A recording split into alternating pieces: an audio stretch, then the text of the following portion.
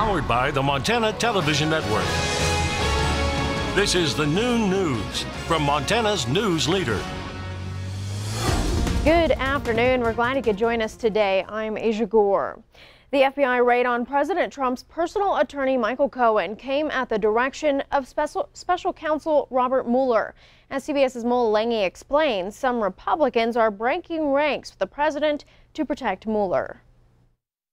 Sources familiar with the search and seizure warrants executed at Michael Cohen's home and offices this week tell CBS News the documents mentioned President Trump by name several times. One source even called it a search and destroy mission. Mr. Cohen, you said you're not worried at all? I'm not worried. CBS News cameras captured the president's personal attorney walking through Manhattan Wednesday amid growing scrutiny. I moved on her like a... One FBI search warrant mentioned the now infamous Access Hollywood tape in which Mr. Trump made derogatory remarks about women. Federal agents want to know if Cohen coordinated with the Trump campaign in an attempt to bury any negative information about the candidate. Here on Capitol Hill, a group of bipartisan senators have introduced legislation to protect special counsel Robert Mueller. Monday's raids were carried out at the behest of the U.S. Attorney's Office in New York, but the referral came from Mueller. I think Bob Mueller and the career professionals of the DOJ should be left to do their jobs. Earlier in the day, President Trump slammed a New York Times report claiming he wants to fire Mueller, writing in part, "If I wanted to fire Robert Mueller in December, I would have fired him." The president is said to be reevaluating a possible interview with the special counsel. Mola Lengi, CBS News, Capitol Hill. Meanwhile, the world is watching to see if the U.S. strikes Syria in response to its suspected use of chemical weapons. President Trump tweeted yesterday that the bombs were coming, but he tweeted this morning that he never said when an attack on Syria would take place, indicating it could be very soon or not so soon at all. The United Nations Security Council meets today to discuss the situation. And we have some breaking news for you now. We want to tell you about missing endangered person advisory issued for a child that could be on the way to Billings. This is a 9-month-old Native American female named Aubriella Cordova. She is 2 feet tall, weighs 23 pounds, and has brown eyes and black hair. She's believed to be with her non-custodial mother, Edna Jones, a 28-year-old Native American female. They could be in a green 2003 Pontiac. Anyone with information should contact police.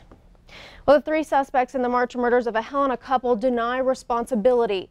Kyle Ham, Journey Weinecke, and the victim's adopted son, Caleb Taylor, all entered not guilty pleas Wednesday in Lewis and Clark County District Court. Prosecutors say David and Charla Taylor were killed after they confronted their son about burglarizing their business. Surveillance footage from a car wash shows Taylor and Weinecke washing themselves off after the murders. Investigators believe a metal bar was used to commit the killings. Trial is set for September. A former neighborhood program coordinator for the city of Bozeman now accused of embezzlement for a second time. Jessica Johnson is charged in Gallatin County District Court with felony embezzlement for stealing money from Downtown Business Partnership. Now, the new charge comes less than 2 weeks after she was charged with stealing from the city of Bozeman. She resigned from the city after being placed on administrative leave and then went on to work as a neighborhood program coordinator. Johnson is now accused of depositing over $2,000 of DBP's funds into her own personal bank accounts. Suspected drug use by an employee at the daycare leaves the YMCA Learning Center in Missoula temporarily closed. MTN's Connor McCauley reports. YMCA Learning Center will be closed for the rest of the week due to an employee's possible possession and use of methamphetamines on the premises. The director of the daycare was made aware of the possible drug use by one of the employees. A tip from a fellow employee led to the arrest of 30-year-old Sienna Hines. But before that, there was not a lot of warning signs for her longtime employer. You know, we're thinking there might be about a 3-week period of time. We heard from the Missoula Police Department that the employee did admit that it was about 3 weeks, which might match up with a little bit of behavior, but to be honest, there weren't a whole lot of signs to be concerned. Tuesday, Missoula police searched the ground with canine units and found no drugs, but did find paraphernalia in the laundry room of the child care facility. A third-party abatement team conducted a search Tuesday night after police, and those results are still pending. We will have to wait until we hear back from the testing agency. Once we have that information, we'll really know how to proceed. Cleaning that space thoroughly and having an outside provider come in and clean the facility is something that we'll do no matter what. The Learning Center will also need a new staff member, and filling that position poses another problem for the Y. I think it's one of our biggest struggles. It is, in general, an industry that doesn't pay very well. Childcare is a really tough business. It's a hard job. And it's challenging to find high quality employees, and once we find them, it's even more challenging to retain them. I think because the pay is so off, and it's a big job.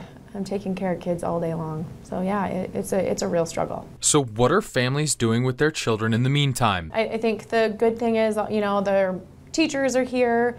The Y is a pretty fun place to be, so hopefully we can keep the kids entertained and play some sports in our blue gym, things like that, and try to help them feel as comfortable as possible. In Missoula, Connor McCauley, MTN News. Thank you, Connor. And the YMCA encourages parents to call with any questions about when the center will reopen. The Great Falls bus aide seen fighting with students on a school bus is no longer employed with Big Sky Bus Lines. Police investigated a 10-minute-long altercation between students and the bus aide Monday. Officials say it all began when the aide confronted students about hanging their legs, arms, and heads out the window of the bus. A verbal altercation led to a student reportedly shoving the aide, who responded with physical action. Teachers and administrators came on board and controlled the situation. We're told, though, the aide has since been let go, but school officials won't say whether students will be disciplined. A Marr County man is lucky to be alive after his house exploded with him inside. First responders were called to the home just below Kings Hill early Wednesday morning for an explosion. Crews were able to rescue the man inside, and miraculously, he suffered no serious injuries. Unfortunately, the house is destroyed. The state fire marshal's office is investigating the cause of the explosion. A California man is dead following a rollover crash northwest of Missoula early this morning. It happened at the intersection of Frenchtown Road and Broken Arrow Lane near Frenchtown around 12:35 a.m. The Montana Highway Patrol reports the 54-year-old driver failed to negotiate a left-hand curve and left the roadway, causing it to roll. The man was wearing his seatbelt. He was transported to the hospital where he died.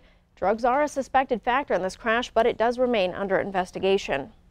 Turning now to the weather scene with Ed McIntosh. Weather is really making it difficult to see the roads out here today. Boy, that's the truth, Asia. As we take a look at some of the pictures from the Montana Department of Transportation, McDonald Pass already seeing a considerable amount of snow. And we just take a look at a couple of mountain passes that you get a lot of traffic. Here's Homestake Pass as we get closer to Butte. Wet roadways there. Visibility concerns already starting to grow. And then a look over towards Bozeman Pass as well. So as we get into the rest of the day, we'll continue to watch more rain switch to snow, and widespread rain and snow will move from west to east across the region, especially impacting western and southern Montana through northern Wyoming, with areas of heavy rain, wet snow, and wind. More details on that system in just a few minutes. Thanks, Ed. We'll check back in.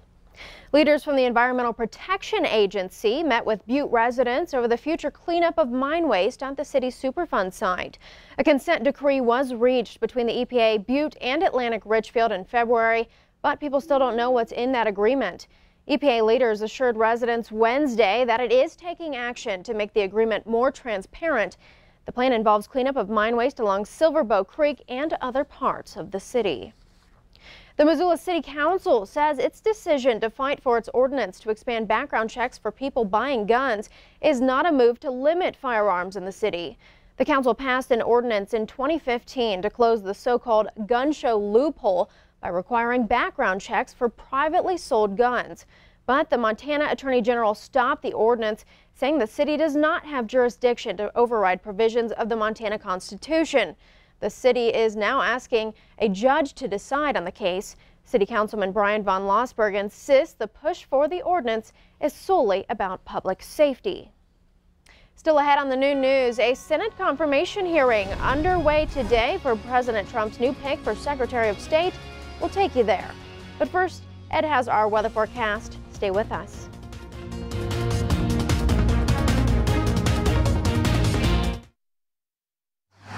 You're watching MTN News with Aja Goare. Storm Tracker weather with Ed McIntosh, and farm and ranch news from the Northern Egg Network.